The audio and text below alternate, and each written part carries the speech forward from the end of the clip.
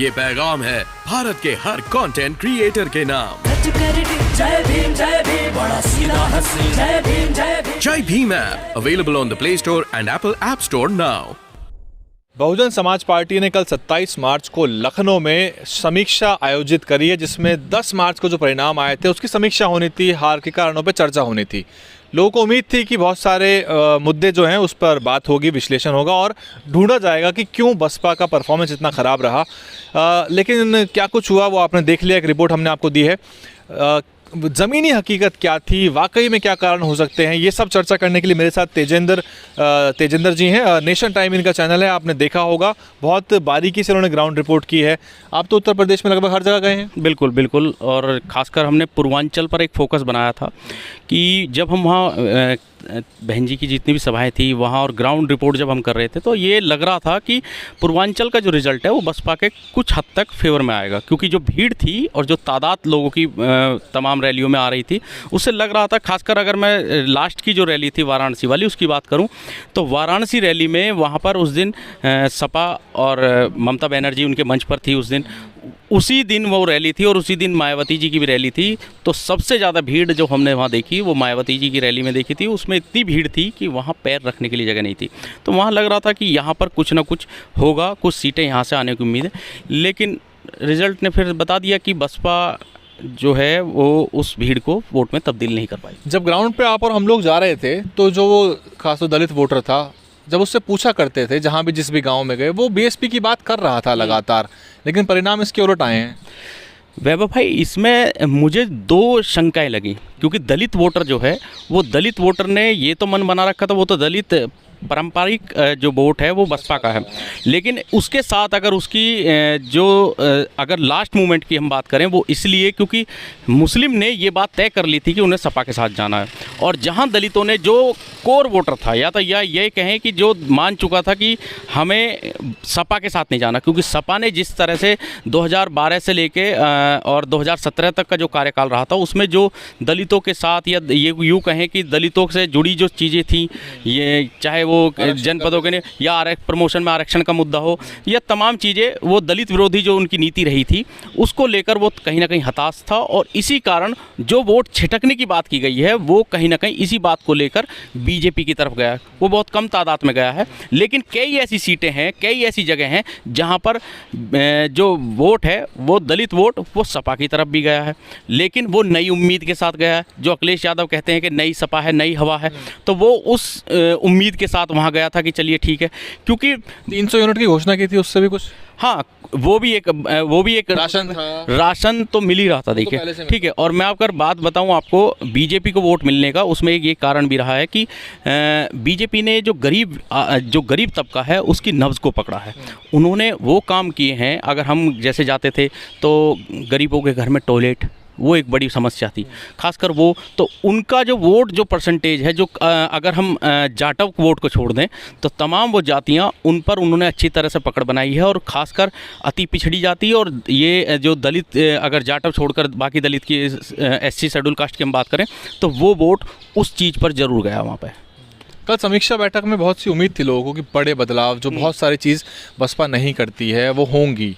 आपको क्या लग रहा है? मतलब अब ये समीक्षा बैठक थी या जो रेवेन्यू छूट गया है उसके ऊपर थी, क्योंकि मुझे तो ऐसी खबरें मिली हैं कि ये भी पता चला है कि उस बैठक में कि बहन जी ने जो प्रत्याशियों पर बाकी रह गया था कुछ अमाउंट, उसको भी जमा कराने की बात की है। देखिए ये अनऑफिशियली बात मन से तो नहीं की होगी, हाँ, लेकिन ये अनऑफिशियली बात थी और ये वहाँ के हमारे भी सूत्र हैं, हर पार्टी में हैं, तो वहाँ से हमें पता चला। लेकिन ये कल्चर बहुत गलत है, ना ये समीक्षा बैठक थी, ना इसमें कुछ जो बदलाव है वो खासतौर हमें नहीं है, एक पत्रकार के नज़रिए से अगर हम देखें नहीं लग रहा है। क्या आपको लगता है 4-5 ऐसी चीज़ें जिसमें बसपा को तुरंत काम कर लेना चाहिए अगर 24 में या आने वाले चुनाव में बेहतर करना चाहती है? एक तो अगर सबसे पहली बात कि एक लीडरशिप जो सबसे बड़ी बात है, जो हम खासकर तमाम बसपा नेताओं से जब हम मिलते हैं, तमाम उन नेताओं से मिलते हैं जो बसपा को छोड़कर चले गए हैं, तो उनकी एक सबसे बड़ी समस्या कह लीजिए या फिर जो सबसे बड़ा आरोप कह लीजिए बीएसपी सुप्रीमो मायावती पर, वो यही बात कहते हैं कि बहन जी ने कोई लीडरशिप तैयार नहीं की अपने बाद।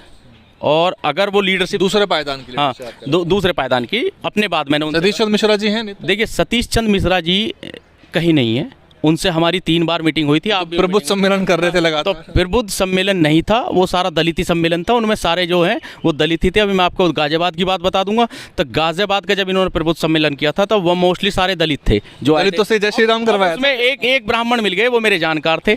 मैंने उनसे बात की, मैंने कहा भाई क्या लग रहा है आपको, ब्राह्मण हैं इसमें, ब्राह्मण आ रहे हैं? तो उन्होंने साफ तौर पर कही कि इस ब्राह्मण के साथ कौन जाए, ये ब्राह्मण है, ये तो ब्राह्मणों से भी ऊपर ब्राह्मण है, क्योंकि इसे हमने अपने घर के लिए रात इन्वाइट किया डिनर लंच उसके लिए डिनर के लिए, तो ये तो अपनी चाय भी साथ लेकर आते हैं, डिनर की दूर बात रही। तो उन्होंने साफ तौर पे कहा सतीश चंद्र मिश्रा एक अच्छे वकील हैं, मैं मान सकता हूं, एक अच्छे एडवोकेट, पार्टी के जो केस रहे हैं बहुत सारे उसमें वो हैं, लेकिन वो एक अच्छे लीडर नहीं है। सतीश चंद्र मिश्रा के बारे में उनकी फैमिली ने, मैं ये भी कहूँगा कि उनकी फैमिली ने मदद की, बहुत मेहनत की, जहाँ भी प्रचार प्रसार में मान लीजिए सम्मेलन के लिए जो उनके कर सकते हैं, लेकिन वो अच्छे लीडर नहीं है। कह सकते हैं स्ट्रेटेजी फेल हो गई उनकी, शायद अगली बार चल बिल्कुल जाए। ये नहीं होगा, ये होगा नहीं, क्योंकि जो ब्राह्मण है वो ब्राह्मण समाज ही उनको लीडर नहीं मानता, तो और कौन मान लेगा। सबसे बड़ी जो ये है वजह। और फिर आप अगर वक्त पे निकलेंगे, मतलब चुनाव के दौरान निकलेंगे, आज का टाइम जो है वो ऐसी लीडरशिप का है जो समय समय पर, यानी अगर कोई घटना घटी है या कोई ऐसा मतलब मामला निकल कर आता है तो उसमें समाज के बीच में उस नेता को खड़ा होना चाहिए। इंस्टेंट वो रिएक्शन बिल्कुल, उस नेता का जुड़ाव होना चाहिए जनता से। धरातल का जो एक नीचे कार्यकर्ता है अपने लीडर से, यानी अपने राष्ट्रीय नेता से उसका डायरेक्ट संपर्क होना चाहिए।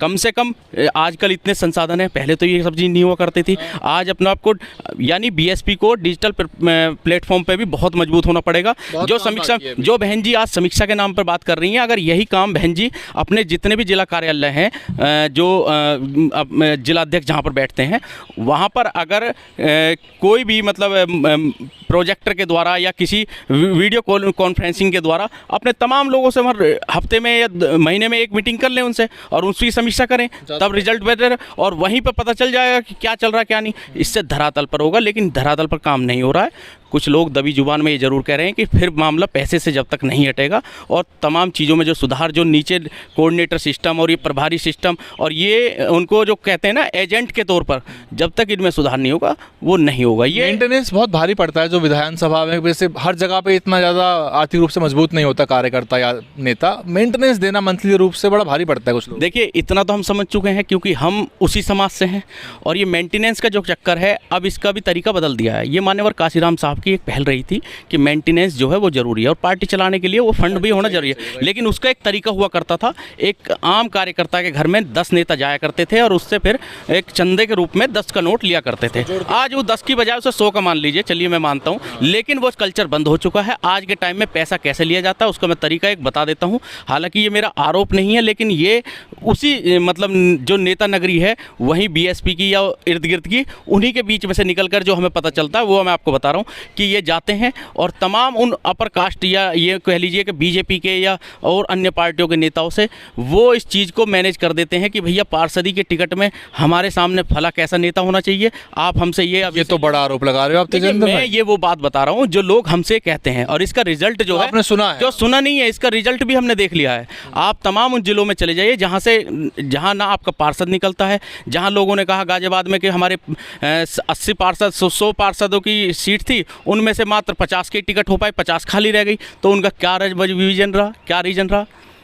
खाली रही है वो हिसाब किताब किया। हाँ वो हिसाब किताब। अच्छा आज के टाइम में यही, आज किसी को भी उठा के देख लिए, मेरा आरोप नहीं है, ये हमने पता किया है कि हमने लोगों से पूछा है कि क्या आपके घर में बसपा के लोग आते हैं कोई चंदा या कुछ ऐसे मांगना, 10 का नोट या फिर 50 का नोट या कुछ भी, उन्होंने मना कर दिया। इस चीज़ को लेकर भी लोग ये कहते हैं कि भाई ये चीज़ें जो है कल्चर ख़त्म कर दिया है। अब लोग घरों में बैठ के डील कर लेते हैं कि भैया फला से जो है 50,000 ले लो और 50,000 1 लाख ले लो, तो हाँ मेंटेनेंस पूरा कर दो। तो वहाँ पर ये बड़ी डीलिंग चल रही है। और फिर वो अगर 22,000 साढ़े 22,000 रुपये महीने के एक विधानसभा की मेंटेनेंस का वो है खर्चा है, और वहाँ से उसे देनी है विधानसभा को, तो ये मान लीजिए कि उसके नाम पर 50-60 हज़ार रुपये उठा लिया जाता है।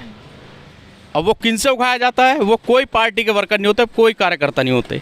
2024 में क्या देख रहे हो आप? लोकसभा की 80 सीटें होंगी, और भी चुनाव आ रहे हैं बहुत से, राजस्थान का आ रहा है, मध्य प्रदेश का 23 में आ जाएगा और हरियाणा का 24 में आ जाएगा।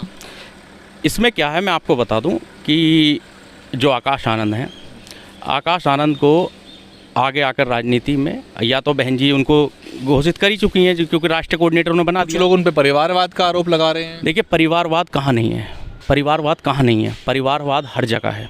परिवारवाद क्या तेजस्वी को नहीं होना है वहाँ परिवार, अखिलेश यादव को नहीं लेकर आए, सबका रास्ता वही है।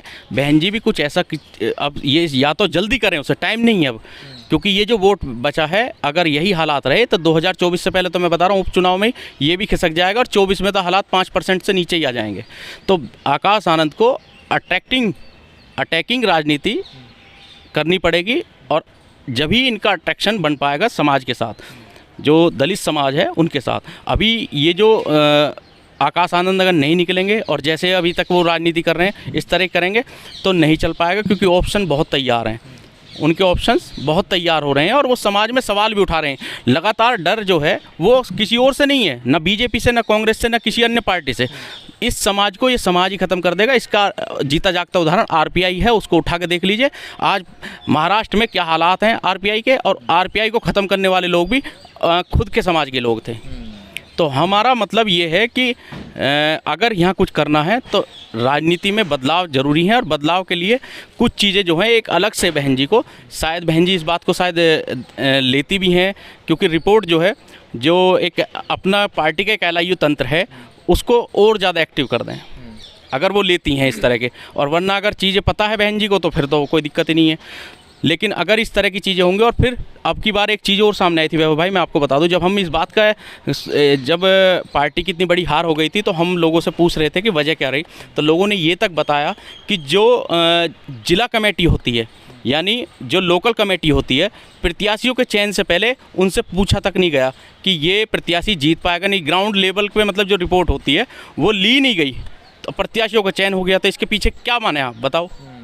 ग्राउंड से फीडबैक नहीं लिया गया, ग्राउंड से कोई फीडबैक नहीं था किसी प्रत्याशी का। लोगों ने बताया यार, मेरी खबर, मैंने उनकी खबर की है, चैनल पे मेरे पड़ी हैं वो रिपोर्टें, तो वहाँ पर लोगों ने बताया कि ग्राउंड से कोई रिपोर्ट नहीं ली गई और प्रत्याशी आकर उनसे कह दिया गया कि कल के इनके साथ चले जाना, इनसे बात कर लेना। ये प्रत्याशी आंतरिक लोकतंत्र की बात होती है कि इंटरनल डेमोक्रेसी होनी चाहिए, कि नीचे से जो व्यक्ति है निकलेगा, फिर प्रत्याशी के चयन में भी 5-10 नाम आ जाएं, फिर उसमें से पूछा जाए लोगों से। क्या और पार्टी करती है कुछ ऐसा?